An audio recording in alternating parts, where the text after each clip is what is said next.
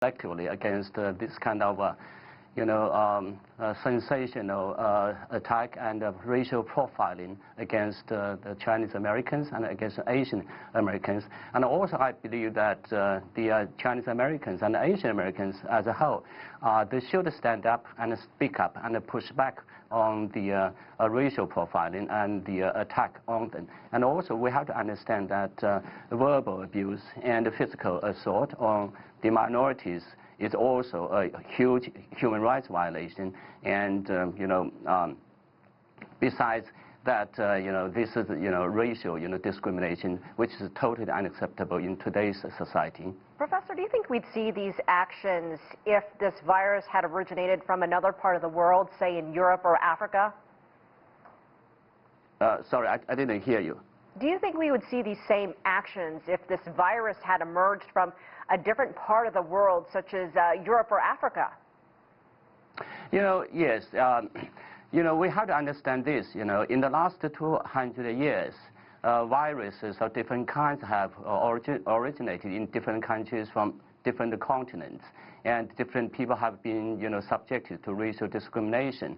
And we have to understand that no country monopolizes the outbreak of, epidemics. So, today, of course, it happened, in China. But we understand that, the Chinese are learning a lesson, and they are taking actions to make sure that avoid the future outbreaks. Now, what is important today is for the international community to stand together, not against the Chinese people, not against the Asian people, but against the epidemic. Professor, and also, yes. Professor, how much does nationalism and the current political climate in many countries, the current politics, how much has that had a role in how people are acting? And I would say it has a lot to do with it. And one of the, I'm not so much concerned about, racial profiling, racism, against Asian Americans because of the coronavirus. I'm more concerned about the spillover effect into politics, into academia, and into the American society. So I believe the media and opinion leaders, and of course the medical professionals, have a responsibility to tell the people that epidemic does not respect national borders, and epidemics do not discriminate. There's been a lot of social media campaigns online, people sharing their personal experiences. There's this hashtag from Europe, I'm not a virus.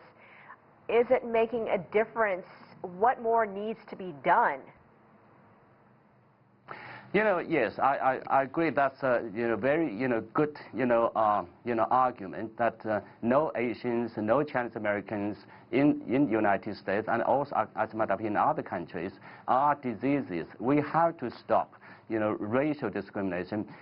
We also have to understand that the disease originated from wild animal abuse, happening in China this time, but it could happen in other countries. We have to look back in our society, in the United States, and we have to ask if we also are treating wildlife animals unfairly, if we are enslaving wildlife animals in factory farms, and if we are also consuming wildlife animals. So if we can take a look in this way, we would be able to deal with this crisis